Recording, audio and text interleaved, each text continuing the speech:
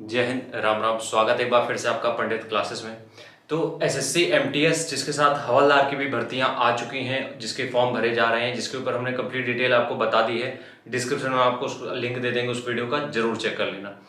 तो वहां तो वो हो गया पहला पार्ट। आज दूसरे पार्ट में हम ये समझेंगे कि जो हमारे पास मिनिमम 75 दिन जो हम लोग ले के चल रहे हैं, इस 75 दिन में हम लोग क्या कर सकते हैं जिससे कि हम इस एग्जाम में एक अच्छा स्कोर कर पाए।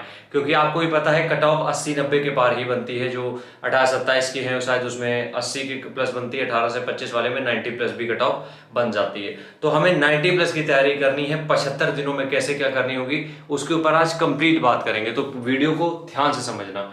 हम यहाँ पे 75 दिन को 3 पार्ट में डिवाइड कर रहे हैं। पहला है 5 दिन का, दूसरा है 50 दिन का, ठीक है, और तीसरा जो रहेगा वो रहेगा हमारा 20 दिन का।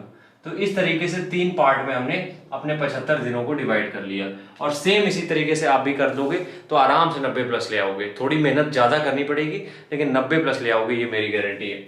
शुरुआत के 5 दिन में आपको सिर्फ 3 काम करने हैं। पहला काम ये करना है आपको कि जो भी एग्जाम में सिलेबस पूछा जाता है, मतलब कि नोटिफिकेशन में जो भी सिलेबस दिया गया है उस सिलेबस को चाट लो अच्छी तरीके से। हम तो बोल रहे हैं एक नोट्स बना लो कहीं पे, वो सिलेबस सारे जितने टॉपिक है सब लिख लो। देखो, हर एक एग्जाम की तैयारी इस लेवल को समझ के मत करो कि कांस्टेबल की एग्जाम है या एमटीएस का एग्जाम है तो उस लेवल पे करें, नहीं। हर एक एग्जाम की तैयारी उसी लेवल पे किया करो जिस तैयारी आपको जिस लेवल पे सारे एग्जाम की तैयारी करते हो, ठीक है। कोई भी एग्जाम आजकल अब छोटा रहने गया, खासकर कॉम्पिटिशन के मामले में। तो पहला हो गया सिलेबस। उसके बाद आपको करना है प्रीवियस ईयर पेपर। सिलेबस से आपको ये पता चलेगा कि क्या क्या पूछा जाता है। प्रीवियस ईयर पेपर से ये पूछा जाएगा, मतलब पता चलेगा कि सिलेबस के तहत क्या क्या कैसे पूछा जा सकता है।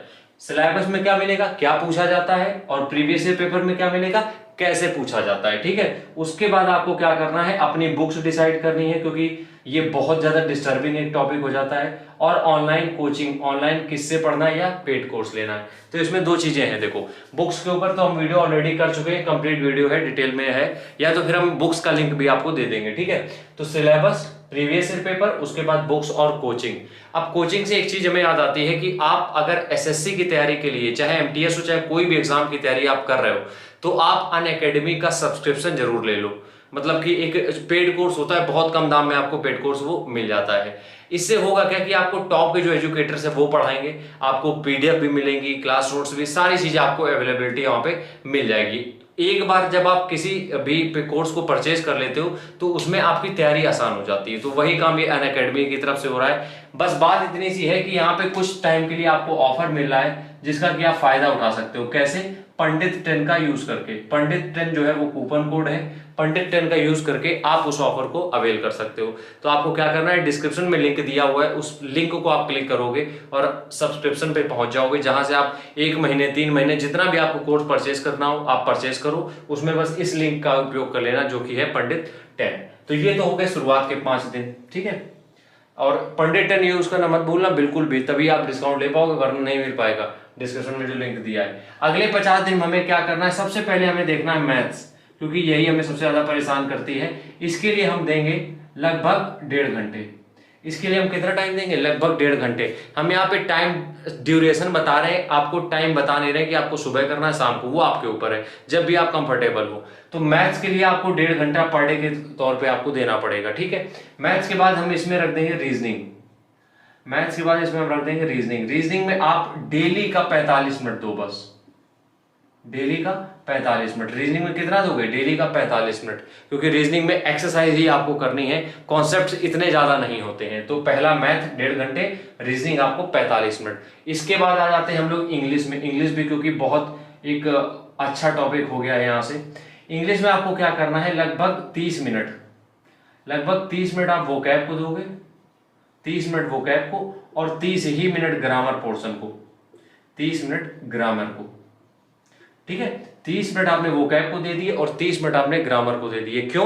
क्योंकि वोकैब एक बहुत बड़ा टॉपिक है जो कि हमसे कवर नहीं हो पाता है जल्दी, है कि नहीं। तो 30 मिनट वोकैब को दे दो और 30 मिनट दे दो अपने ग्रामेटिकल पोर्शन को। यहां से चीजें क्लियर हो गई। अब जीके का बचता है 2 पार्ट। पहले पार्ट में आता है करंट अफेयर्स और दूसरे में आता है रिमेनिंग, मतलब करंट अफेयर्स के अलावा जो बचता है वो आता है सेकंड पार्ट में हम रख देते हैं। अब सीए जो कि है करंट अफेयर्स, इसके लिए आपको क्या करना है, डेली के 30 मिनट निकालने हैं, डेली के 30 मिनट। और उसके बाद बाकी का जो है उसके लिए आपको 1.5 घंटे, 1.5 घंटे प्लस 30 मिनट। अब इस ये क्या है ये समझाते हैं आपको। देखो 1.5 घंटे में आप अपना सिलेबस निपटाओ, मतलब कि जो जो उसमें दिया हुआ है सिलेबस में वो करो। आगे के जो 30 मिनट है, 1.5 घंटे के अलावा जो 30 मिनट है उनमें आपको वही रिवाइज करना है जो आपने पढ़ा है। अभी समझ में आ गई? एक बार फिर से सारी चीजें रिपीट कर लेते हैं। मैथ्स में आपको 1.5 घंटे देना है, डेली देना है, ये ध्यान रखना। रीजनिंग में आपको 45 मिनट पर्याप्त है। इंग्लिश में आपको 30 मिनट वोकैब के लिए और 30 मिनट आपको ग्रामेटिकल पोर्शन के लिए। जनरल नॉलेज में करंट अफेयर्स को 30 मिनट आपको देने पड़ेंगे, क्योंकि ये तुम समझ के चलो जनरल नॉलेज में अगर तुम्हारा करंट अफेयर्स तैयार है तो 50% आपका जीके ऐसे ही कवर हो गया। ठीक है, तो करंट अफेयर्स को 30 मिनट डेली देना है हमें, और रिमेनिंग करंट अफेयर्स के अलावा जितनी भी चीजें बचती हैं वो 1.5 घंटे में हमें पढ़नी है। लेकिन उसको पढ़ने के साथ साथ 30 मिनट हमें उसको रिवाइज करने के लिए भी रखने हैं। तो इस तरीके से आपका 5 से 6 घंटे का ये शेड्यूल हो जाता है। कोशिश ये करनी है कि जो 50 दिन है इनमें आपको पूरा सिलेबस कंप्लीट करना है। इन्हीं 50 दिनों में सिलेबस को हमें पूरी तरीके से खत्म कर देना है। अगर नहीं होता है तो अपनी टाइमिंग बढ़ा लो, 6 घंटे पढ़ रहे हो 8 कर दो, 8 पढ़ रहे हो 8.5 कर दो, लेकिन इन 50 दिनों में आप कंप्लीट करोगे। आखिरी के 20 दिनों में डेली आप 3 मॉक टेस्ट लगाओगे, डेली 3 मॉक्स। अब इनका क्या बेनिफिट मिलेगा? देखो मॉक टेस्ट जो होते हैं वो बहुत कम दामों में आपको हर जगह अवेलेबल मिल जाएंगे। बहुत से ऐसे प्लेटफॉर्म है जो कि आपको फ्री भी प्रोवाइड करा रहे हैं। डेली के 3 मॉक टेस्ट लगाने का बेनिफिट आपको ये मिल जाएगा। सबसे पहले आपकी हैबिट बन जाएगी उतने समय में आपको सॉल्व करने की क्वेश्चन। दूसरी चीज ये है कि बहुत से आपसे गलतियां होंगी, बहुत से आपसे गलतियां होंगी जो कि होंगी। हो सकता है कई बार आपको जो आपका मल्टीप्लाई में गलती हो जाती है, कई बार क्या होता है कि हम छोटी छोटी गलतियां कर देते हैं, कैलकुलेशन में गलतियां हो जाती हैं। तो यहां से हम ये सीखेंगे कि छोटी छोटी गलतियां हमारी कहां पे हो रही थी और वहां पे वो ना दोहराओ तुम, इसलिए मॉक टेस्ट होते हैं। तो मॉक टेस्ट में गलतियां होंगी, उनसे सीखना है। अगली बात, जो चीजें आप गलत कर रहे हो या भूल रहे हो वो टॉपिक पूरा रिपीट करना है। जो चीज गलत कर रहे हो या भूल कर रहे हो उसको पूरा आपको रिपीट करना है। ठीक है, जो भी चीजें आप भूल रहे हो या गलत कर रहे हो उसको क्या करोगे? रिपीट करोगे।